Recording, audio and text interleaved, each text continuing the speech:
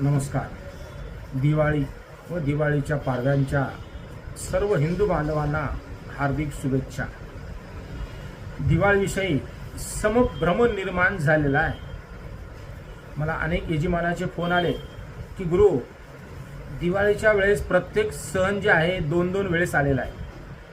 पुष्य नक्षत्र 2 दिवस, वसुबारस 2 दिवस, धनत्रयोदशी 2 दिवस, अमावस्या 2 दिवस, असे प्रत्येक 2 दिवस आलेले आहेत. मग आम्ही कधी करायचं? तर दिनांक आज 17/10/2025 शुक्रवार, आज रमा एकादशी, त्याचबरोबर वसुबारस, त्यानंतर गुरुबारस याला म्हटलं जातं. द्वादशी वसुबारस. आज सायंकाळी गोवत्स गाईचं पूजन करायचं, म्हणजे त्याला वसुबारस असं म्हटलं जात असतं. आजपासून दिवाळीला सुरुवात झालेली आहे. उद्या शनी प्रदोष 18/10/25 शनिवार दुपारी 1:30 वाजता धनत्रयोदशीला आरंभ होत आहे. आणि या दिवशी यमदीप पूजन करावे. आपण यमदीप दिवा लावत असतो. यमाच्या प्रसन्नतेसाठी यमाची पूजन केलं जात असतं. आणि अनशात शनी प्रदोष पण आलेला आहे. आणि यम पूजन करावं. त्याशी धनत्रयोदशी, धनाची देवी अशी धनत्रयोदशी, तिचं पूजन करावं.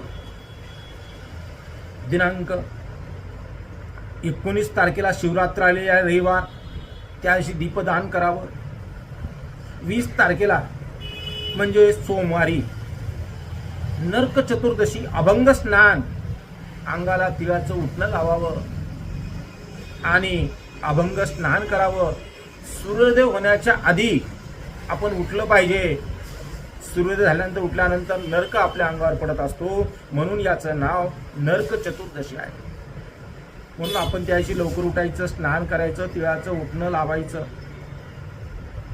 त्यानंतर दिनांक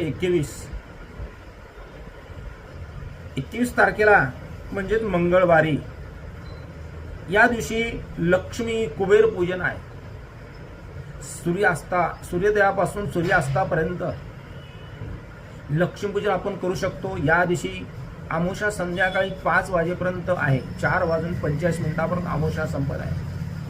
तरी पण आपण पूर्ण दिवसभर ही अमावस्या पाळून पूजन करू शकतो. तीळभर ते विळभर, जसं म्हटलेलं आहे की अमावस्या ही सूर्याला असते. भरली पौर्णिमा, उरली अमावस्या असं मानलं जात असतं. आणि म्हणून उरली अमावस्या मानून आपण दिवसभर लक्ष्मी कुबेर पूजन करू शकतो. लक्ष्मीचं पूजन करावं. रात्री 12 वाजता निर्सारण लक्ष्मी, म्हणजे 12 वाजता अगोदर घर झाडून ठेवायचं, कोपऱ्यामध्ये झाडून कचरा लावायचा आणि 12 वाजता रात्रीच्या कचऱ्याला बाहेर ठेवायचं. म्हणजे याला काय म्हटलं जात असतं? अलक्ष्मी निर्सारण. आपल्याला जी लाभत नाही अशी लक्ष्मी, हिचं निर्सारण करणे म्हणजे बाहेर टाकून देणे. आणि प्राप्त लक्ष्मी मम ग्रहे चिरकाल संरक्षणार्थम. जी प्राप्त लक्ष्मी आहे माझ्या घरामध्ये टिकून राहिली पाहिजे, संरक्षणात राहिली पाहिजे, म्हणून लक्ष्मीचं पूजन केलं जात असतं. आणि म्हणून आपण सर्वांनी मंगळवारी लक्ष्मी कुबेर पूजन करावं. या दिवशी लक्ष्मीचं पूजन केलं म्हणजे आपली भरभराटी होत असते. आणि त्यानंतर दिवाळीचा पाडवा, वही पूजन केलं जात असतं, अभंग स्नान असतं, बली प्रतिपदा याला म्हटलं जात असतं बुधवारी. आणि बुधवारी बली प्रतिपदा, अभंग स्नान आणि दिवाळीचा पाडवा. 3.5 मुहूर्तातला एक मुहूर्त आहे तो. त्याचबरोबर दिनांक 23 तारखेला गुरुवारी भाऊबीज आहे. भाऊबीजचं महत्त्व आपल्या सर्वांनाच माहीत आहे. भाऊबीज म्हणजे किती पवित्र हे बहीण भावाचं नातं. या दिवशी बहीण आपल्या भावाला ओळखत असते आणि म्हणून याला भाऊबीज, भैया दूज असं पण म्हटलेलं आहे. आणि अशा प्रकारे ही दिवाळी सर्व हिंदू बांधवांना आपण साजरी केली पाहिजे. कुठल्याही मनामध्ये समभ्रम निर्माण करू नये.